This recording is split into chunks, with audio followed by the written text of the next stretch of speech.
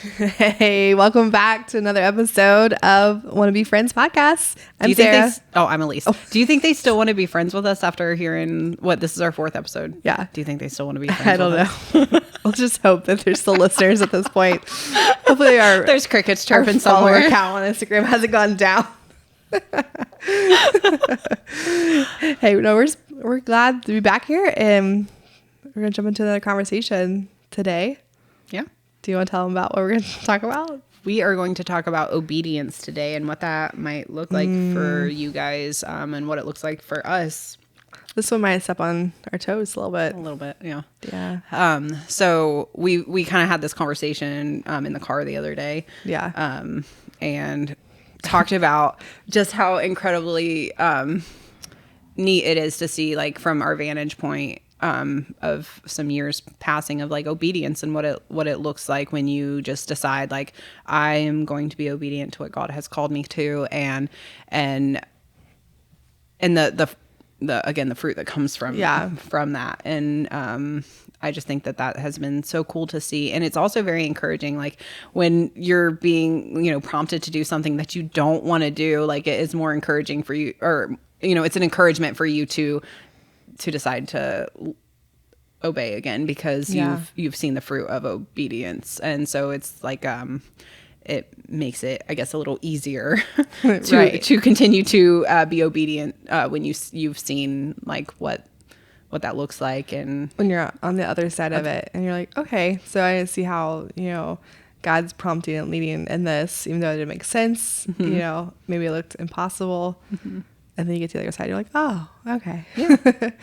And I think he gives us glimpses of those kind of stories all throughout the Bible, where, he led people, through whole wildernesses. Like, if people were just obedient, they would eventually see that, he had a purpose and a plan for each of those, moments, or even when it just did not make sense, or he did things in certain bloodlines and different families, and it's all because he was, wrapping up the story of how Jesus would come to the world. And for thousands of years, people didn't get to see, like, people died and was already gone before really they could see the whole story wrapped together. But we get this unique perspective of seeing it through God's word, where people didn't. So I don't know, it's just really cool. To me, I am very thankful to be on this side of that history, getting to see it from this point of view, rather than living in the waiting of, like, when the Jews were just waiting for their coming Messiah, and the waiting, like, we've seen his goodness and we've seen him come about. And I think Advent kind of really brought us back to that moment of these people. I guess, like, the Torah was passed down and stuff, but, like, it wasn't widely available. Like, people weren't reading this every single day. It was just literally families passing down, like, what could be memorized almost, or like, Isaiah's prophecy, like, it was memorized, and it was just passed down from generation to generation, like, just the prophecy of this coming Messiah. And after a while, like, I almost wonder, like, did it just become, like, folklore? Like, it was just like a story they're just passing around the campfire, like, but no, like, they were, like, each generation really just looked forward to the coming Messiah, and they really hung to that prophecy that was given to them. But it wasn't because they got to see all these examples of God fulfilling prophecies. No, we get that. I mean, and we luckily have that. But yeah, so as far as obedience goes, one of the things that we had when we had the conversation the other day, we talked about was my message to Sarah about want to be friends, and how I stepped out of my comfort zone to do that. I felt led to do that, and in and of myself, like, I don't know that I would have done that on my own if I hadn't felt like I was supposed to do that. And now I can see that it was very clearly the Holy Spirit prompting me to do that, and look at all the things that have come about from our friendship. Like, it's just here we are sitting at a podcast together. Two different people, the totally different lives. Now I feel like so much of our lives are intertwined and stuff. And, all good stuff. Like it's been really cool to be able to homeschool our kids together and do co-op together. But we were friends and we work at church. A lot of the things that Tim and I are involved in, we've kind of drug you and Matt into. We're along for the ride. # merch roadies for life. Just running our merch line for our youth camp. You guys are the best.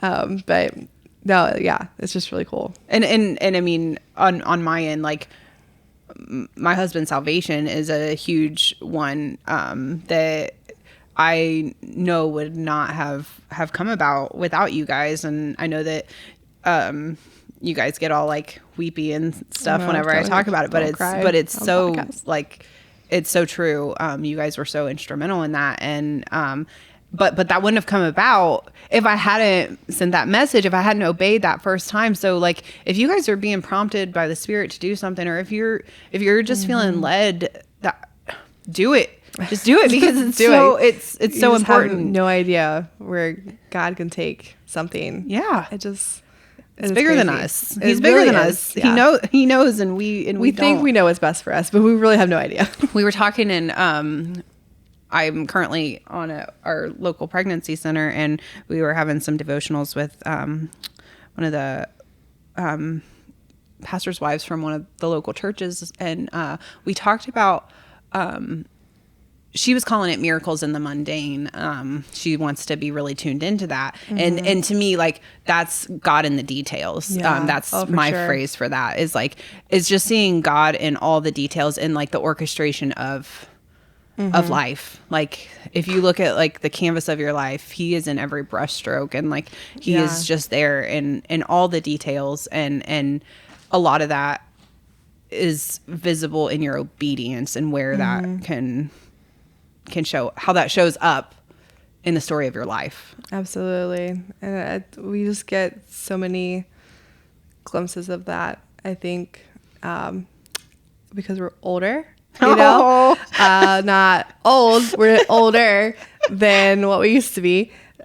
Speak for yourself, Sarah. Listen, I am young, but we can look back and we can kind of connect those dots where God has moved in certain situation or in someone, or we've seen just the fruits of or the fruit, the not so fruit of disobedience. And they're also right. So like we've kind of come to, I feel like, in a place in a relationship with the Lord that we're like, okay, we're going to be more obedient now because we've seen you come through for us, or you've seen how you've worked in our lives, or how the result of our flesh getting in the way has not resulted in great fruit. And which I think is unique as we're raising kids, to help them connect those dots in their own lives, because, we kind of expect them to just kind of take on all the examples and all the ways that God's, moved in our lives, for them to kind of take that on too. But they need to experience that also. They have to have their own experience of this. Right. Absolutely. So I think, I don't know about you, but I journal a lot. And so it's always nice to kind of like... You journal? I do journal. I've always been like that weird kid that like journal. You have journals that like have dates in them, and like you volumes write? Of journals. What? It's ridiculous. A lot of them are very embarrassing and probably just need to be burned. But and I will write a lot in my Bible too, like whatever season we're kind of in, like just like the date and like something that happened, or just lamenting, or grieving, or whatever it is. Like I'll just make notes and stuff, but it's always kind of cool to go back and kind of see how like God orchestrated certain things, through our obedience to him. I mean, really, like how Tim and I even came to be here in Wilmington. Like, this was not something we were looking for. Like, we were very happy at our church that we were at. We were close to family. It was really all we knew. And for just one day, we were like, something's different. Like, God has something different for us than here. Not that we were seeking it, not that we wanted it, we rebuked it. Like, no, we're not going anywhere. So when this job came about, which is just a whole God story in itself, and just even the journey to getting here, like God just provided for every single thing that we needed. And he wants to reward us in that. Like he wants, like, he's like, if you just do this, you will see the fruit. You will see what I can bless you with. I remember even telling Tim, I'm like, okay, if we're going to move away from our family and our friends and our church, I have some stipulations first. I'm like, I want a house. I don't want an apartment. I want a house. It has to have a dishwasher because I've never had a dishwasher and I want one.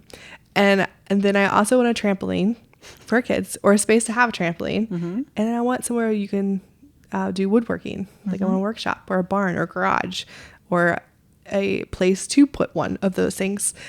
So the first house that we looked at was this house. Like, and it's just like miraculously was available, and like it's just crazy. We're right next door to our pastor's sister, like across the street from some other church like, friends, and like the road that we're on, like a lot of people at our church live on. Like it's just weird, and it's just like it was just, you know, it really grieved our hearts to leave our home and our church and all of our friends and stuff. But God's like, you know what? Hey, I know this is hard. I know this is tough, but like, I'm going to help you out here. Like, and so like, he just matched all those things that we needed. We have a beautiful yard and a trampoline. Someone gave us a trampoline before we moved. They were like, hey, we just had this random trampoline. Do you want it? And we're like, what? Are you kidding me right now? When we toured the house, the first thing I saw was the dishwasher in the kitchen. I was like, yes. And it actually has a wood shop out back, like a full-blown wood shop. You don't find that in that homes. Doesn't happen. That doesn't happen. Like, this is crazy. But like, and I think that's something that's very pivotal in our life, and was like, okay, so from here on, no matter what crazy thing God calls us to, like we're just going to say yes, because he's going to provide for us. You know, he's going to make a way, even though it doesn't seem possible. Like financially, it did not seem like a good decision to move.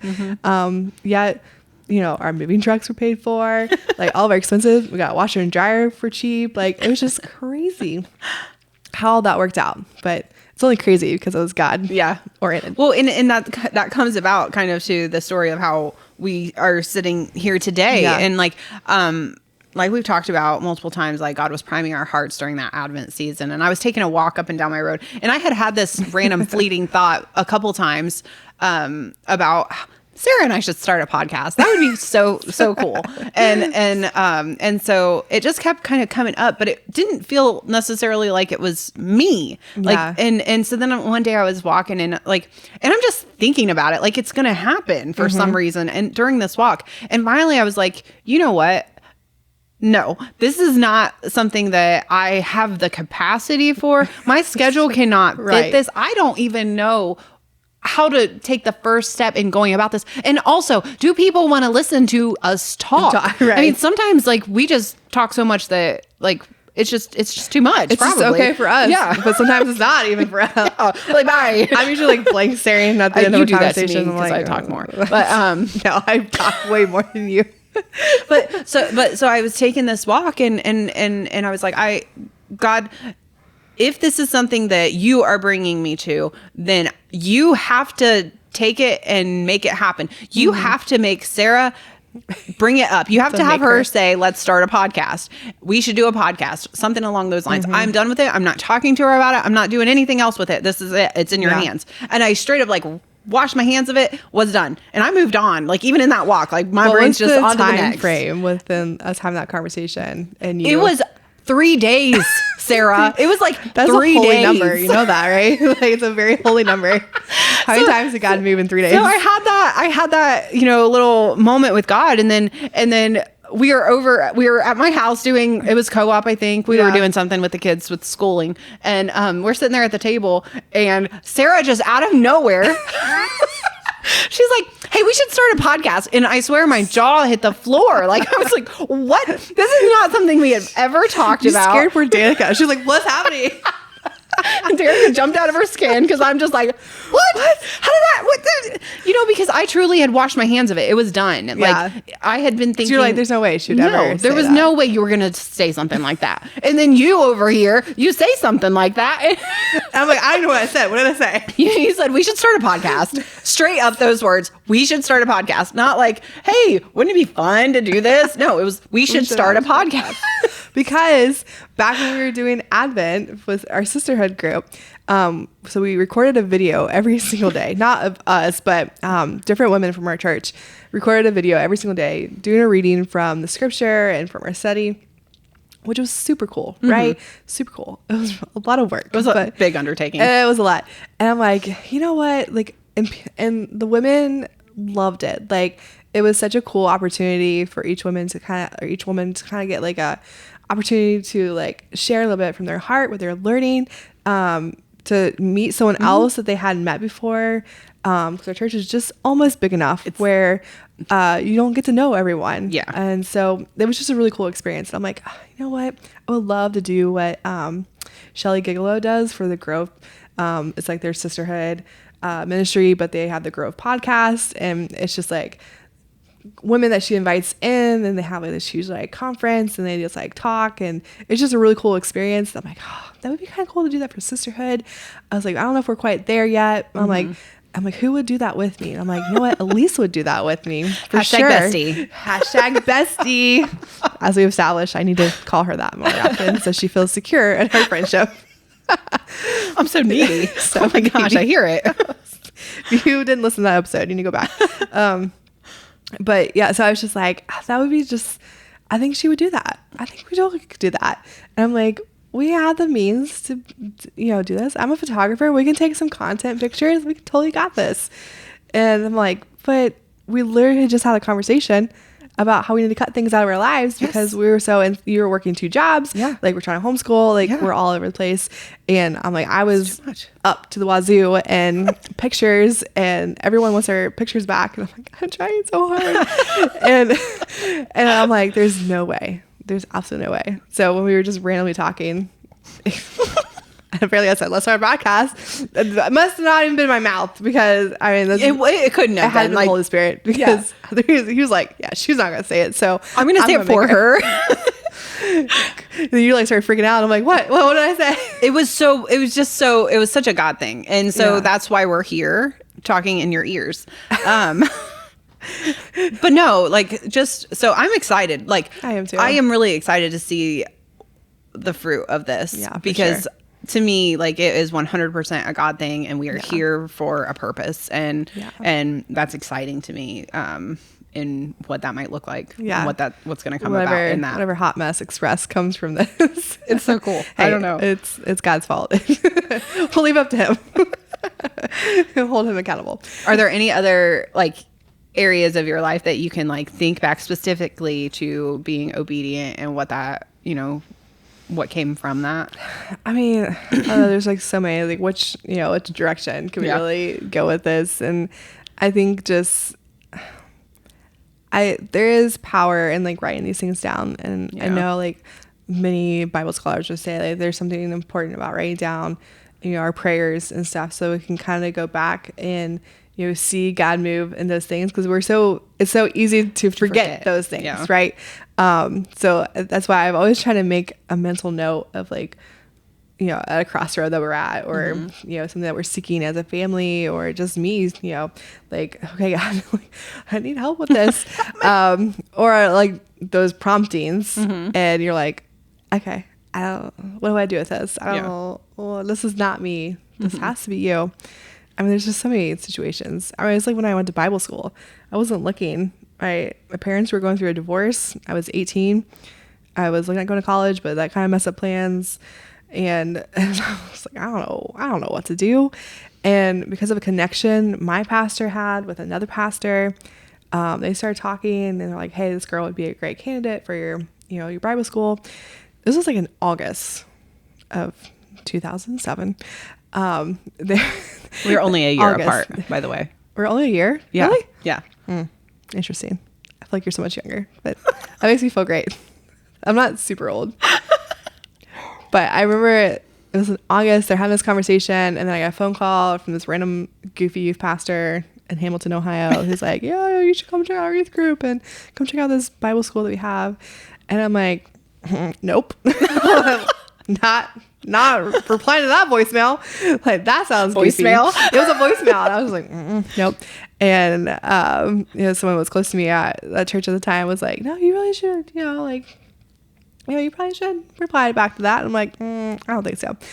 And I remember I did call him back, and I was like, okay, I guess I'll go check it out. And I drive down there. I pull into the church. I immediately wanted to like put my car in reverse and get out of there because like, no, I don't like new things. I don't like new people. I don't like anything that's different. I'm totally happy where I'm at. Like, my life's a little of a mess right now, but it's totally fine. And I was like, all right, God, if this is what you want from me, I'm going to walk in that door. You figure out the rest. I am not going to be overly friendly. I'm just going to sit in a chair. I'm going to listen, and just figure it out. And I remember before I even got to the door, this girl with red hair comes bouncing out, and she's like, Sarah! And I'm like, who are you? That sounds like Great, me. you know me. She's like, oh, I stalked you on MySpace. And I was like, oh, MySpace. MySpace? Hey, young listeners, if you don't know what MySpace is, that's okay. It's okay. Don't worry about it. Don't call us old, though. But it was way cooler than Facebook, Instagram, TikTok, all of it. Was it, though? I didn't have a MySpace. You didn't? Mm-mm. What? No, I did not. That's how I learned to code, because you could change the colors, you change the music. It was legit. You had your top 10, was it 10? Top 5 friends. I didn't even you had to rank your friends, how they appeared in order. That's a lot of pressure. No wonder we're messed up. But I only had 3 really good friends. So. Oh my gosh. My youth pastor. But could you imagine number 3, how she felt? Really? It was probably my sister. My sister was probably number 3. Shout out to sister who's listening to this. Love you. She's 4 years younger than me. She probably wasn't even supposed to be on MySpace. But yeah, so I just remember being like, oh my gosh, this is crazy. What is happening? And but the youth pastor told her to look for me, we were the same age. And, okay. It was kind of like one of those things. She was just like, you know what? You're going to be my friend. You're just going to be my friend, and you have no choice about it. Hashtag Laura, you're awesome. And she just really took me under her wing, and she was just super personable, inviting, just showed me around, introduced me to everyone, stuck by me the whole night. And I remember how crucial that was. Had I walked in there and no one said hello, no one showed me around, or I just went to a seat and sat down and just kind of felt really out there, I probably wouldn't have come back. But because of that first impression, that was just, I was like, okay, I could probably hang out with these people. And we're being introduced to the youth pastor. I went to his house after that with all the youth group and got pizza. I didn't know anyone there. But so that was totally out of your... So outside my wheelhouse. Yeah. But that was such a catalyst for my life. Had I not decided to move into this Bible school, 2 weeks later, I would have never met my husband. Mm-hmm. I would have never worked for this church, because I would go on to eventually work for this church full time. We would lead that same Bible program that I went to. And we were children's pastors, and just, met all these amazing, incredible people and stuff. And I just think about that one decision to reply to a voicemail from a crazy youth pastor.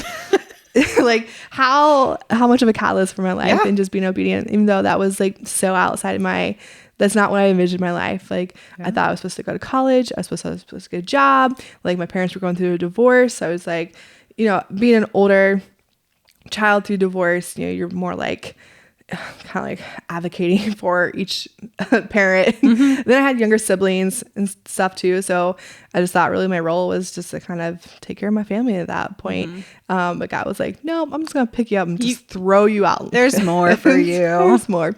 So that's just one of those another big obedient. It started out a very small decision, but had it not been for that, I wouldn't have this life that or where I am now. So it's just, I don't know, it's pretty cool. That's pretty awesome. So we would love to hear your guys' stories on your obedience to God and what that has looked like for you. And I mean, maybe you're right in the middle of some of the obedience, so maybe you don't see the fruit of it yet, but hang on, because you will. You absolutely will. Absolutely. And yeah, so comments about your obedience, we would love to hear from you guys, and we will come up again with some sort of like closeout. What's that called? A byline?